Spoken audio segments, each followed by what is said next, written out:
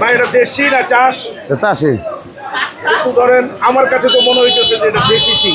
না না, দেশি সিংহের আমরা যে মাঝখানে র্যাক থাকে না, বুঝি না ভাই। র্যাক র্যাক র্যাক, ওই যে সাদা সাদা র্যাক আছে না, এই র্যাকটা থাকে না দেশি সিংহে। দেশি শিং হইলে এদিকে আয়েন। সাদা সাদা যে দাঁত দাঁত এগুলো থাকবে না। না না, এদিকে আয়েন, এই যে এটার ভিতরে দেন বড় সিং মাছ দেন, দেখছেন এই যে এই র্যাকটা থাকবো না, দেশি সিং থাকবো এরকম, আপনি এরকম এরকম, কিন্তু আরো আরো কালার থাকবো, কালা কালা কালার।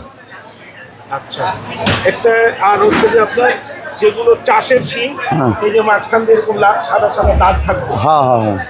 আবার একটা কথা আছে, এগুলোর মধ্যে এই চাষিদের মধ্যে দাগ নাই অনেকটার, কিন্তু এটা এলাকা দেশি না, ঠিক আছে? চাষিদের মধ্যে যে অনেকটা দাগ নাই, কিন্তু আমার কাছে কেউ এটাই দেশি করে বিক্রি করে। করতেই পারে, এটা করতে পারে, যারা না চিনে এখন তো করে ব্যস্তি আছে। যে তো আমি চিনবো কিভাবে? আমার চিনার কোনো উপায় আছে?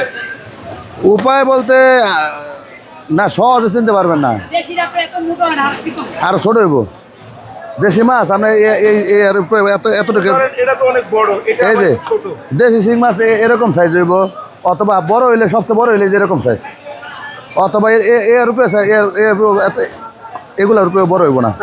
তারপরে যদি আপনি মোটা দাগে যদি একটু বলেন যে দেশি শিং চিনবো কিভাবে, মানে চাষের শিংয়ের মাঝখান দিয়ে। র্যাক নাই, ওই সাদা র্যাকটা থাকে না, দেশিটা সাদা র্যাকটা থাকে না, এই সাদা র্যাক।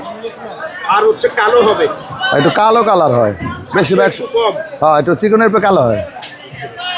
আর এগুলো হচ্ছে সব আপনার চাষি চাষি।